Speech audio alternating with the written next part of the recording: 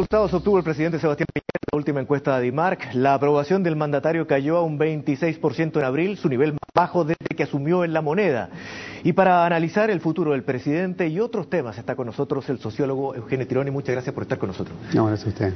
Bueno, se viene la encuesta CEP también, a propósito, donde tampoco hay muchas expectativas del gobierno respecto a lo que pueda obtener el presidente Sebastián Piñera. ¿Qué está pasando que obtiene ese porcentaje, un 26%, cuando en el peor momento de las protestas estudiantiles tenía un 27%, o sea, peor incluso? Yo pienso que el problema de popularidad del presidente no tiene que ver con cuestiones contingentes, o sea, una manifestación más menos, una negociación más menos, un anuncio más menos, un cumplimiento más menos, tiene que ver con una cosa más de fondo. O sea, yo creo que la gente le perdió confianza al presidente porque ha hecho muchas promesas, porque cuenta demasiadas anécdotas, porque se ha mostrado haciendo demasiados anuncios, porque lo tiene hostigado, o sea... ¿Hostigado a la gente? Sí, la gente está saturada y por ende esto no se corrige por la misma vía, o sea, yo creo que... ¿Pero usted cree entonces que es un problema personal de la figura del presidente Sebastián Piñera y no del gobierno? Yo creo que básicamente, yo creo lamentablemente que tiene que ver mucho con la figura del presidente, ¿eh? Y que él arrastra al gobierno, y incluso arrastra a las otras instituciones.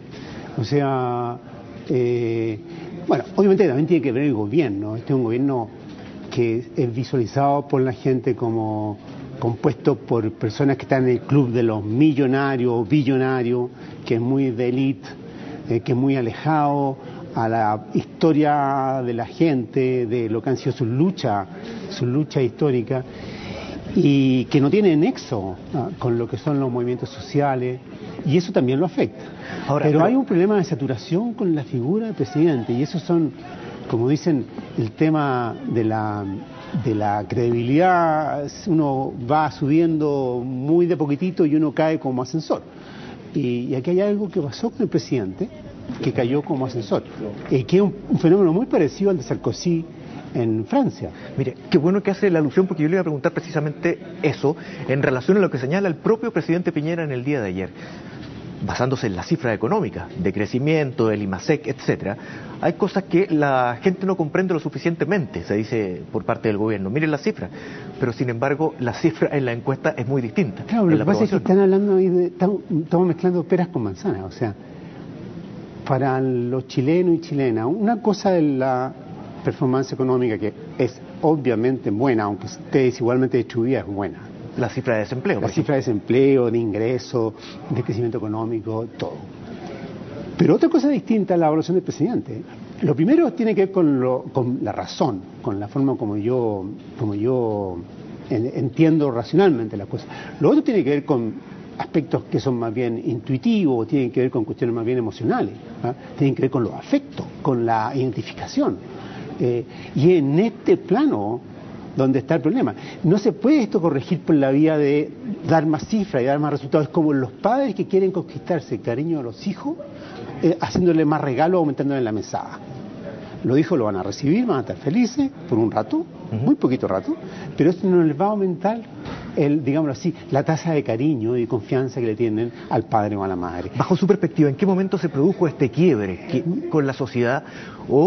Es muy buena pregunta, porque los franceses dicen que el quiebre, en el caso de Sarkozy, se produjo cuando, estando en una entrevista con Benedicto XVI, le sonó el teléfono celular al presidente Sarkozy, que fue como que puso en relieve su carácter hiperactivo, ansioso, permanentemente como fuera de sí, que no corresponde a la imagen que los franceses tienen de su presidente, que mal que mal es una imagen bastante monárquica.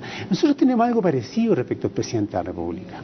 A nosotros, fíjense que nos costó digerir a la figura de Michelle Bachelet como presidenta, porque la consideramos un poquito informal, pero dentro de todo ella tenía una majestad que no ha logrado conquistar el presidente Piñera. A él se lo ve, a él le suena el celular permanentemente. Cuando le hace la broma al presidente Obama, cuando recorre el mundo con el papelito de los 33, o sea, si hasta su propia señora lo rectifica, casi en los términos que lo rectificaría cualquier chilena o chileno de su hogar. ¿Sobregirado? Claro, yo creo que hay muestra demasiada ansiedad. A veces ansiedad incluso por caer bien, por ser inteligente, por demostrar que lo está haciendo bien. Como que uno diría, pucha, que el presidente como que se relajara, que se fueran unas termas, que tome más distancia. Pero usted no identifica un momento. No, yo creo que tiene que ver... Porque lo que pasa es que uno puede decir la cantidad de gente que lo eligió como presidente de la República. Yo creo que tiene que ver mucho con dos cosas. Uno, con el papelito de los 33. ¿Abuso de la situación? Claro, claro, fue la manipulación. O sea, es el momento en que la gente sintió que yo estoy siendo manipulada. Vale decir, si yo le profeso afecto, es porque estoy aceptando el engaño de alguien que es profesional del engaño. Es un contrasentido, porque supone que era un momento que podía traerle muchos réditos. Claro, pero yo creo que en ese sentido su propia esposa fue sensible a esto. Cuando lo rectifica además en cámara, le dice, por favor, Sebastián, no siga. Ese es un hecho. Y el otro segundo hecho que ocurrió pocas semanas después fue el del helicóptero. Es cuando él está viajando de vacaciones con un amigo en helicóptero y tiene problemas con la gasolina y aterriza en un lugar. Y se trata de eso de camuflar, como si fuese algo normal, como que poco menos que estaba previsto.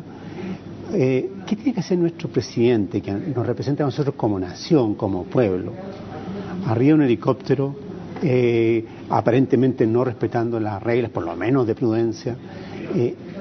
Esas son cuestiones que son hiperdelicadas, son como en los matrimonios que de pronto ocurre una cuestión accidental, y es como que, por ejemplo, que uno está comiendo, no sé, un postre más grande que el otro y se produce un estallido que destruye la convivencia familiar. A ver, pero usted lo está identificando específicamente con factores de personalidad del presidente Piñera. ¿No hay factores ideológicos que separan a la población chilena de la forma de pensar? No, demos eso por sentado. Porque es una centro-derecha, sí, y con muchos momentos incluso acercándose a un centro-centro, incluso con un pensamiento un poco más liberal. No, yo diría que este es un gobierno que ha sido, digámoslo así, más de izquierda que los gobiernos de la Concertación. Mire. En todos los aspectos, tanto económicos, sociales, como incluso ahora con esta aprobación de la ley antidiscriminación. Son todas cuestiones que no habrían sido imaginables bajo un gobierno de la Concertación. ¿Por qué? Porque los mismos que hoy día están en el gobierno se habrían opuesto desde el Parlamento. Eso es la verdad. Por ejemplo, cuando ahora hablamos de la reforma tributaria. Sin embargo, pero el problema entonces no está en lo que hace, está en lo que representa. Y lo que representa es que tiene que ver, primero es ajeno, como decía al principio, pero también es que no lo está haciendo en mi interés, lo está haciendo en interés propio. Porque todos los que están arriba, todos los poderosos, actúan siempre en interés propio. Me hacen ver que es en el interés mío, me hacen creer eso. Parece eso en la publicidad, pero en verdad están actuando por codicia, por interés propio. Y el problema está que al gobierno, y particularmente al presidente, se lo identifica con eso. Y él no ha sabido cómo salir de esta trampa. Entonces, cuando él responde, y además frente a las encuestas que son negativas, permanentemente la gente que lo rodea inventa explicaciones. Inventa explicaciones que como que recuerdan la interpretación de la FACH respecto al viaje a Juan Fernández, de que esto fue porque la encuesta no alcanzó a registrar el anuncio de la reforma tributaria, que esto fue justo el momento. Esas son las explicaciones que se dan respecto a la encuesta de Mark. Yo creo que si usaran la misma inteligencia, no para inventar explicaciones, sino para encontrar soluciones, yo creo que la situación del presidente sería mucho mejor. A ver, pero a nivel general lo que se explica siempre, por ejemplo, frente a las demandas sociales, a las protestas, es que es un país que está en crecimiento y por lo tanto también se va adaptando a un nuevo traje, mucho más de país en camino al desarrollo o desarrollado. Esa es la explicación que siempre se da de parte del gobierno. ¿Usted considera socialmente en el país? Eso es efectivo, eso viene ocurriendo desde el año 87, 85, 80, más o menos. O sea, no le pasa al presidente Piñera nomás. Por supuesto, que este país, yo me acuerdo de escrito un libro del año 97 que se llamó La irrupción de las masas y el malestar de las élites, que es exactamente lo mismo que hoy día estamos diciendo. Con características distintas, porque en ese momento eran como que irrumpieron los consumidores. Ahora están irrumpiendo los ciudadanos. pero es el mismo fenómeno. Entonces, no es que nadie puede decir que este sea un fenómeno que sea, digámoslo así, que esté en su naturaleza misma un descrédito de los políticos, del gobierno, de las instituciones. No. Ahora, usted lo califica como trampa. ¿Cómo se sale de esa trampa? Usted dice inventando algunas explicaciones que vayan... No, yo por favor creo que ya está bueno inventarse explicaciones, digo. O sea, que no inventen más explicaciones. Que no se inventen explicaciones, sino porque que se dediquen precisamente explicaciones, precisamente, nuevamente nos remiten a la trampa. Cuando buscan este tipo de justificaciones, dicen, ven, así actúa esta gente, siempre inventando cosas. O sea, como que llega un momento, esto es la antítesis de Bachelet, que Bachelet dijo, pucha, la embarramos con el Transantiago, y pido excusa, que yo he seguido mi intuición y le deseo mucho mejor, en vez de aceptar lo que me decían los técnicos. Transantiago es una mala palabra. Transantiago es una mala palabra. Y ella tenía una especie de llaneza, que hubo un problema con los carabineros, salió diciendo, pucha, pido excusa. Era como lo anti-maqueteado, lo natural. Esto, en cambio, parece como todo está pensado en función de producir una impresión. Entonces, si no se quiebra este mecanismo perverso que ya está instalado, yo no creo que vaya a subir demasiado la popularidad del presidente ni del gobierno. Y un presidente que tiene un 26%, con ministros que están mucho mejor evaluados, comienza a ser rehén de los ministros. Bueno, es el tema que está precisamente en el tapete a propósito de la figura del pato cojo, ¿no? Si los ministros efectivamente tienen que lanzar ya sus campañas presidenciales o para candidaturas presidenciales, no, porque va a empezar a ocurrir o tienen que esperar después de las municipales, pero es lo que se está dando ahora. Sé, claro, pero normalmente los ministros se pelean entre sí, se dan codazos por quién acompaña al presidente, y aquí empieza lo contrario, que los ministros van a inventar excusas para no ir a gira ni a inauguraciones con el presidente, porque ellos gozan de más popularidad que él. O sea, este es un problema. Yo no creo que sea un problema insoluble. Nosotros tenemos instituciones que son fuertes, nosotros tenemos un respeto al presidente de la República y le debemos todo un respeto al presidente de la República, aunque tenga un 5% de aprobación o un 0% de aprobación, el respeto es igual, ¿eh? Pero no hay ninguna duda que en un régimen como el nuestro esto le resta a él capacidad de acción. Tenemos que ir a una pausa comercial, pero le dejo plantear una pregunta. ¿Qué pasa con estos ministros entonces que son presidenciables? ¿Deberían lanzar desde ya una campaña presidencial tomando en cuenta que la figura del presidente no crece y que podría no crecer incluso? ¿Lo resolvemos a la vuelta comercial o por lo menos intentamos?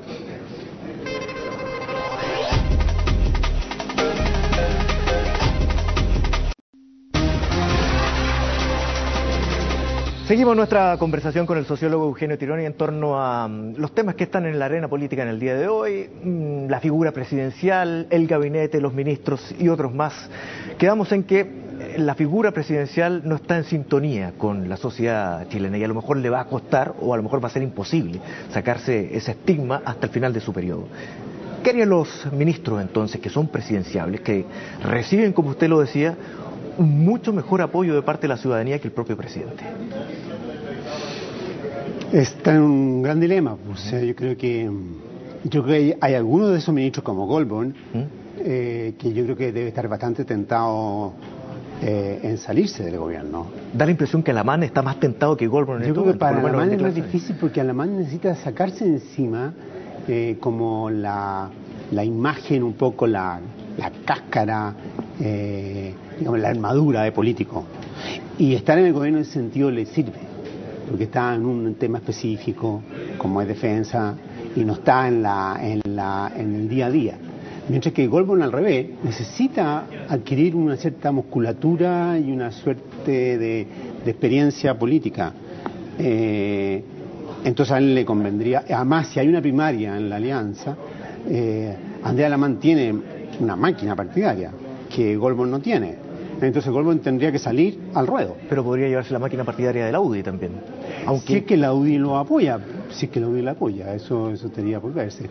Pero lo que es otra cosa que es curiosísima, todos los días hay alguien del gobierno que dice no es el momento de campañas presidenciales, y todos los días hay un ministro que está dando una señal de que va a ser o que le interesa ser candidato presidencial. O sea, en el caso de Goldborn dice, no me pregunten más, me presionan, y la ministra Evelyn Matei señala que tiene mucho carisma, etcétera, etcétera, que no es primera vez que lo dice, y eso refrenda un poco lo que usted está señalando. Todos los días. Por lo tanto, son distintos los caminos que deberían tomar bajo su perspectiva los candidatos que tiene la alianza ahora, que son Andrés Alamán y Goldborn. Uno salirse del gabinete y el otro permanecer.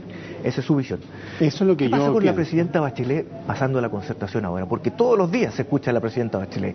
Cuando estamos escuchando las argumentaciones... Se escucha acerca de ella, no a ella. Correcto, y ese es otro tema y va dentro de la misma pregunta. Escuchamos de la presidenta Bachelet en política, que el Partido Socialista quiere que se le nomine como candidata única, hay discusión por lo mismo dentro de la democracia cristiana, se nombra dentro de los errores o aciertos que pudieron haber en el 27 de febrero, pero está presente y muchos esperan que vuelva y se haga presente en realidad, que hable, que diga algo.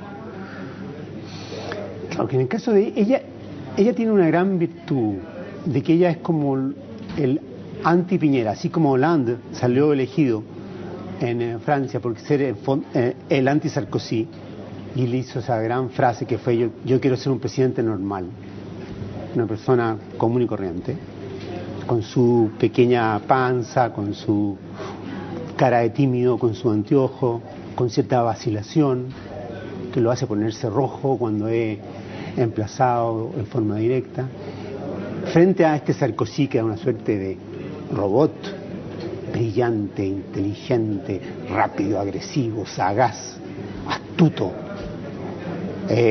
con reloj millonario. Los franceses dijeron, ¿saben qué más? Holanda. Y Bachelet tiene la gran virtud de que mientras más conozco a Piñera, más quiero a Bachelet. Ese, digamos, sería su... Y por ende, no tiene que hacer, decir, ni hablar nada. Ella sube como la espuma por efecto comparación. Y yo me imagino que además tiene estas restricciones que le da acerca de tener esta posición internacional, o sea... Pero este jaloneo diario... Pero todo lo que hace, lo único que hace es hacerla crecer. Porque ella está en la condición de víctima. Ella está siendo una persona que atacada por un grupo parlamentario. Ella por lo demás fue la persona, ojo, que ese día nadie fue, según mucha evidencia, engañada por información equivocada de organizaciones que dependían de las Fuerzas Armadas. Lo dice la fiscal Solange Huerta de esa forma. O sea, esto ya tenemos, digamos, ella fue víctima en forma muchísimo más dramática de lo que aparentemente fue víctima el ministro Alamán y el propio presidente Piñera en relación al vuelo a Juan Fernández. Entonces, pero el jaloneo me refiero yo no solamente para quienes atacan a la presidenta Bachelet, que obviamente aparece en las encuestas muy arriba, sino también de quienes quieren que vuelva la presidenta Bachelet. Por eso le hacía alusión al presidente del Partido Socialista. Claro, yo encuentro que eso le hacen a ella un flaquísimo favor. No puedo entender cuál es el sentido de eso. Esta frase del presidente del Partido Socialista diciendo que para qué vamos a tener primaria cuando la encuesta de la tercera le dio tan buena aprobación a la presidenta Bachelet. Bueno, si por ese mismo criterio, ¿para qué hacemos elecciones presidenciales? Y de una nominemos a Michelle Bachelet porque le gana a cualquiera que le pongan por delante. Entonces eso es más o menos absurdo. O sea, si la Concertación ha venido peleando por años por tener primaria, hoy día está condenada, tiene que ser primaria en cero, no como la faramaya que se hizo en la elección anterior entre Gómez y Frey. A propósito, concertación, porque vemos en este momento que hay fuerzas centrífugas y centrípetas, o sea, como que vamos hacia el centro, la democracia cristiana con el Partido Socialista, el eje antiguo, y también lo que ha generado el acuerdo con el Partido Comunista de parte del PPD, el Partido Radical, para las elecciones de concejales. ¿Qué pasa ahí? Hay un fenómeno que no va a ser posible de detener en cuanto a acercarse más a los pensamientos políticos originales, a las ideologías. Y aquí incluye un poco parte de las conversaciones que hay dentro de Renovación Nacional con la democracia cristiana también. Sí, pero no, yo creo que la Concertación ha tenido la habilidad como para expandirse hacia la izquierda, concretamente hacia el Partido Comunista, que era una condición sine qua non para poder tener certeza que pueda elegir a su candidato o candidata en 2013. Eso ya lo tiene. Y yo creo que un próximo gobierno no va a ser de la concertación, no puede ser de la concertación. Tiene que ser un gobierno más amplio que la concertación, un poco como ha dicho Camilo Escalona, desde Cheire a Camila Vallejo. Va a tener que ser un gobierno más amplio. Yo creo que este país ya no admite gobiernos de estas dos coaliciones. Las dos están sobrepasadas, las dos están desbordadas. Y tienen que crear algún tipo de alianza más amplia. A propósito de este país, hay un tema que está dando vuelta. Hoy se ha aprobado la ley antidiscriminación, lista ya para ser ley. Y hay muchos casos, ocurrió lo de Zamudio, obviamente, que él lo adelantó con el apoyo del gobierno, incluso los ministros fueron a visitar a la familia, a los familiares. Y ha pasado discriminación con las nanas, que ocurre en un sector de Chicureo, y hay un reportaje de Canal 13 también que sale durante los últimos días, que genera hoy día el que salgan los editores porque de alguna manera dicen, independiente de la forma en que se hizo este reportaje, fue cortado, pero habla de una sociedad que quiere escuchar eso y que se está dando cuenta de sus propios errores y lo ve a través de los medios de comunicación, que es una de las formas de verlo. Sí, yo creo que ha sido muy sintomático este fenómeno en general, porque esta bandera de la antidiscriminación fue enarbolada por movimientos sociales que eran hasta hace un tiempo muy minoritarios, como el MOVI y su líder, digamos, Jiménez, que han hecho realmente, recién lo veían aquí, y han hecho una labor pero absolutamente magnífica en realidad, de colocar el tema, de conseguir adhesión muy transversal, lo sacaron un poco de la lucha política y lo levantaron a una dimensión moral. Y yo creo que en el sentido lo que se ha conseguido hoy día un paso muy transversal. Importante, completamente transversal. Lo pusieron en otro plano. Es muy, yo creo que es muy admirable lo que ese movimiento y eso, y en general los actores sociales han hecho. Ahora, se acusa en el caso del reportaje este de las nanas, se supone que era una actriz que iba a los colegios del sector alto de la capital y veía la discriminación como para matricular a un niño, supuestamente el hijo. Se acusan presiones, etcétera, etcétera, pero por supuesto son todos parte de los rumores. Hasta ahora no hay nada confirmado, nadie ha dicho yo fui o tal cual no fue. ¿Qué pasa con las presiones que existen respecto a este tipo de situaciones? ¿Cómo lo ve la sociedad o cómo son vistas? ¿Cómo se reacciona ahora? A diferencia de lo que pudo haber sido hace algunos años atrás. Bueno, digamos, presiones han habido, hay y habrán mientras el mundo sea mundo. La cuestión está en que en el caso de alguien que maneja un medio de comunicación, donde lo que está, entre comillas, vendiendo, lo que está ofreciendo, lo que está prometiendo, es transparencia, es, digamos, ser un vehículo para conocer aquellas cosas que no se saben. Eso es. Es muy complicado cuando uno se embarca en esto de poner marcha atrás a mitad de camino. Es como si yo me meto y creo un banco y manejo un banco, no le puedo tener asco al dinero, porque lo que hace un banco es transar dinero. Cuando yo me meto en un medio de comunicación y me embarco en esta promesa, es muy costoso echar marcha atrás como ahora lo acaba de hacer, digamos, Canal 13, sobre un tema en que hay mucha sensibilidad, porque ya tuvimos el caso de esa nana en Chicureo, que fue una cosa ínfima y se produjo una suerte de escándalo nacional. Más allá de los juicios que nosotros tengamos sobre esta técnica, llamémoslo así, periodística, si se le puede llamar así, de usar actores o actrices, cámaras ocultas, y que hay situaciones que son también completamente artificiales, nadie sabe cómo la edición, además de eso. Y uno sabe que a través de la edición uno puede hacer que las cosas tengan un significado A, B o Z. Pero más allá de esa discusión, el problema es que ya ese dispositivo se usó y ya una vez que se embarcó uno en eso ya estaba, creo yo, bastante condenado. Bueno, está demostrando que el manejo de medios de comunicación tiene sus leyes y uno puede pagar un costo alto, digamos, si no las cumple. Eugenio Tironi, muchísimas gracias por conversar con nosotros sobre diversos temas, obviamente, pero están todos en la palestra en el día de hoy en La Noticia. Que esté muy bien, muchas gracias. Igualmente, gracias a usted. Nos separamos y volvemos inmediatamente con más información en esta primera edición.